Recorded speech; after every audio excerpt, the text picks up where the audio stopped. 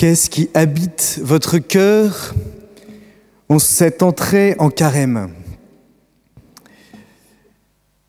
Qu'est-ce qui habite votre cœur? J'ai vu des paroissiens qui étaient vraiment heureux d'entrer en carême, qui me disaient « chouette, enfin on a un temps qu'on va vivre ensemble, on va pouvoir se lancer ».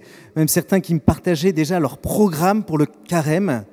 Et ce programme était évolutif en fonction des semaines, pour dire qu'ils avaient réfléchi dans le détail ce qu'ils voulaient vivre et par là ce à quoi le Seigneur les appelait. J'ai vu aussi des paroissiens qui sont venus confesser hier pour être prêts pour entrer en carême aujourd'hui. Et puis aujourd'hui également, j'étais à l'université où je suis une formation.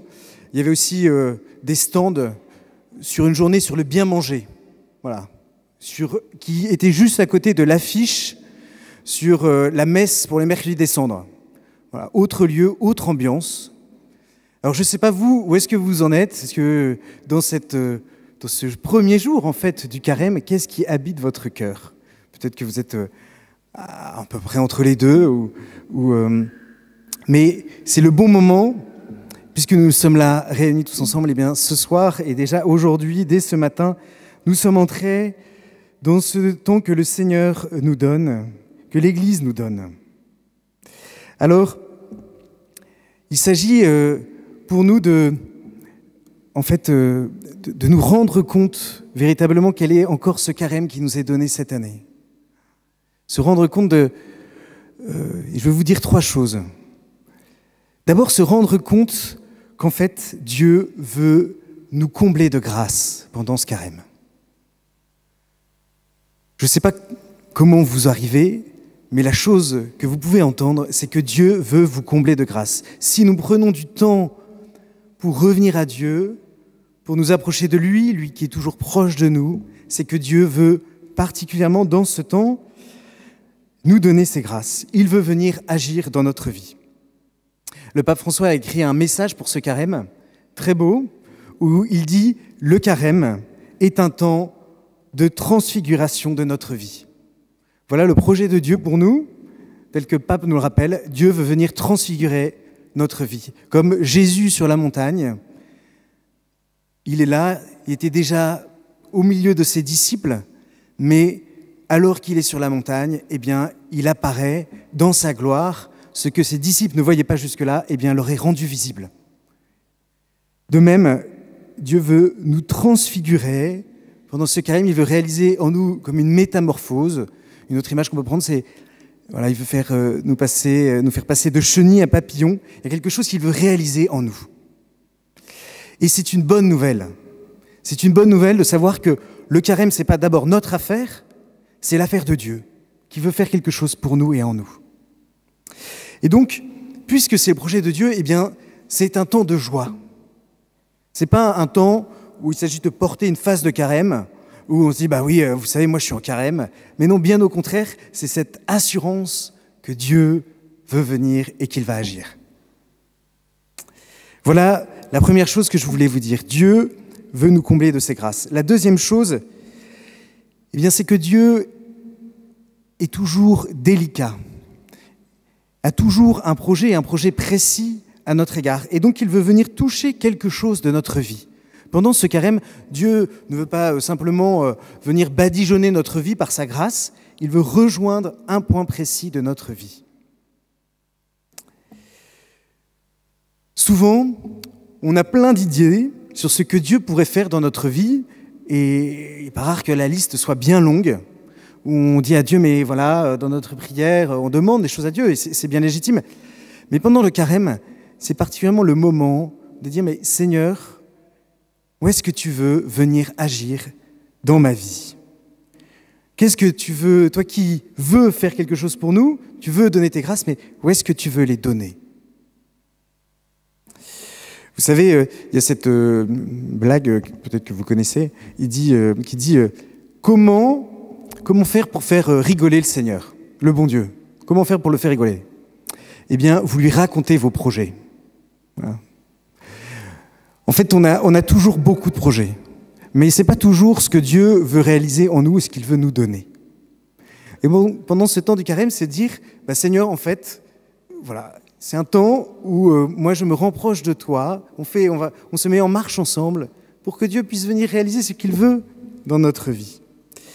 Et donc c'est bon au début de ce carême de d'abord en fait se poser et de regarder dans sa vie là où le Seigneur veut venir. Et déjà pendant cette messe. Ça peut être d'abord dans un lieu. Est-ce qu'il y a un lieu dans notre vie que le Seigneur veut investir ? Un lieu ou un moment de notre journée, que ce soit au travail ou plutôt dans les temps de détente, les temps de repas comme les temps de sommeil, les temps d'écran comme les temps divers et variés de notre vie. Ou ça peut être aussi des relations que le Seigneur veut investir, amicales, familiales, professionnelles, où le Seigneur veut venir. Puis ça peut être aussi un événement de notre vie, un événement passé ou un événement qui est devant nous, un choix posé, ou une situation dans laquelle on est pris, on voit qui nous bouscule. En fait, quelle est la cendre que le Seigneur veut venir activer ? Vous voyez, lorsque le feu est éteint, après une nuit, il a bien brûlé. S'il y a des scouts ou d'anciens scouts ou guides parmi nous, ils voient bien de quoi je parle. Voilà, et le feu est éteint, et puis on se dit, le feu, il n'y a plus rien à attendre, on ne voit que des cendres. Mais on sait qu'il n'est pas rare que quand on souffle sur ces cendres, en fait, il y a des braises qui sont là et qui ne demandent qu'à être activées. Eh bien, c'est la même chose. Il y a quelque chose où le Seigneur veut venir et des lieux qui ne sont que des braises, il veut en faire des braises incandescentes, il veut en fait les enflammer. On commence ensemble, mercredi des cendres, avec des cendres, et vous savez, le temps pascal se termine avec la Pentecôte, avec le feu de la Pentecôte. Eh bien voilà, c'est ce que le Seigneur veut réaliser en nous. Il veut venir et toucher ces braises qui ont besoin d'être activées, d'être ravivées. Alors, si le Seigneur veut nous combler de ses grâces, et puisque le Seigneur veut vraiment toucher quelque chose de précis dans notre vie, eh bien, il nous propose, et c'est la troisième chose que vous partagez, il nous propose de participer à ce qu'il veut faire en nous. Et cela par des moyens concrets. Le Seigneur ne veut pas faire de nous des spectateurs de son œuvre dans notre vie. Il veut véritablement que nous soyons des coopérateurs.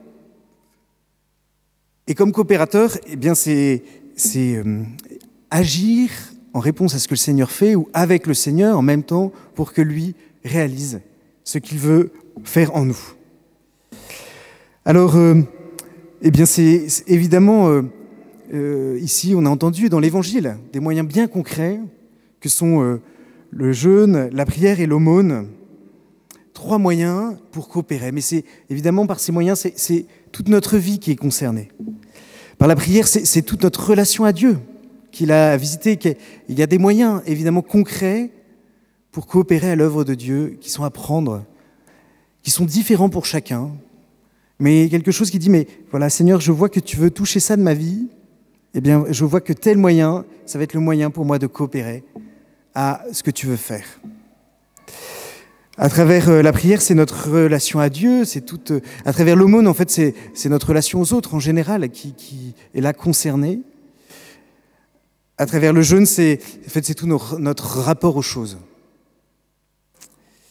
Voilà, tous ces moyens qui sont nécessaires, parce que sinon, comment Dieu peut-il agir si nous ne coopérons pas à ce qu'il veut faire ? Mais évidemment, c'est pas l'essentiel.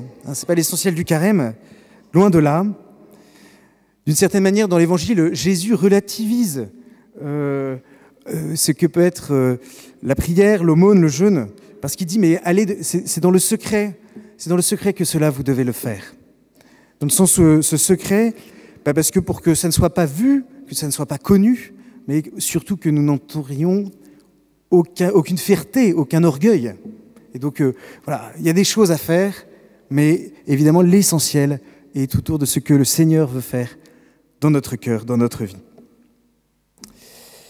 Voilà, et si Jésus le dit, c'est bien que, en fait, il y a toujours quand même un petit combat autour des efforts. Toujours un petit combat, en fait, de dire, voilà, de rester là-dessus, soit de se focaliser en disant je réussis pas, ou de tirer une fierté, un orgueil. En fait, c'est pas là. C'est pas l'essentiel, même si c'est nécessaire. Alors, eh bien, entrons dans la joie du carême. Voilà. Ce soir, entrons dans la joie du carême que le Seigneur nous donne parce que Dieu veut venir agir dans notre vie. Avec l'assurance que Dieu veut nous combler de ses grâces, qu'il veut venir toucher quelque chose de spécifique dans notre vie. Et réjouissons-nous, car il nous propose de coopérer à son œuvre. Par tous les moyens que nous allons prendre, par tous nos efforts, eh bien, nous coopérons à l'œuvre de Dieu. Alors, prenons le temps pour confier dès à présent tout ce chemin du carême et celui des uns des autres.